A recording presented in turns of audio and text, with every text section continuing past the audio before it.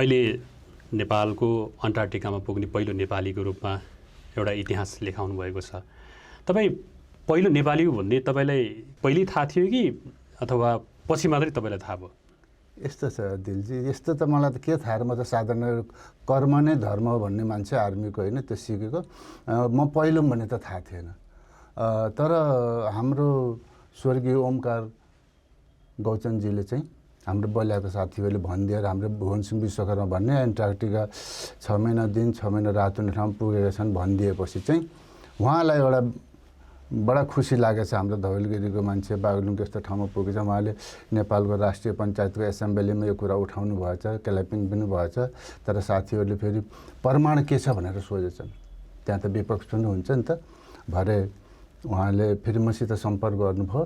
त्यहाँबाट मैले एन्टार्कटिका गएका फोटोग्राफ्सहरू, त्यहाँको जो डिपार्टमेन्ट अफ ओसन डेभलपमेन्टले दिएका सर्टिफिकेटहरू भयो, प्रधानमन्त्रीबाट पाएका ती मायाका चिन्हहरू, त्यो सबै लिएर आएको थिएँ। त्यहाँ एन्टार्कटिका फोटोग्राफ्सहरू त्यो देखाएपछि चाहिँ अब त्यो रोयल प्यालेसभित्र पनि गए फोटोग्राफ्सहरू। त्यो मलाई मेन अझ दिलजी अलिकति जोड्न चाहेँ। मैले राजाको दर्शन भेट पनि पाएको 10 मिनटको। त्यसमा तत्कालीन राजा वीरेन्द्र सरकार चाहिँ त्यसमा चाहिँ एउटा यो मिडियाको बडा ठुलो महत्त्व हुँदो रहेछ। फोटोग्राफ्सको हेर्नुहोस्, त्यो मैले एउटा नेपालबाट म जाँदाखेरि म पहिलो भन्ने त मलाई के थाहा, म गाउँको मान्छे। मैले आफ्नो बागलुङ बलियाको माटो मोहर र झन्डा लगेर गएको थिएँ। त्यहाँबाट मैले फर्स्ट टाइम पाइलट टेक्दाखेरि चाहिँ त्यो नेपालको माटो मोहर झन्डा मैले त्यहाँ चढाएँ र मैले चाहिँ भगवान चाहिँ प्रेयर गरेको, भगवान हाम्रो नेपालमा नि सुख शान्ति होस् र हाम्रो अभियान पनि सफल होस् भनेर त्यो एउटा क्लिक थियो त्यो फोटो खिचेको।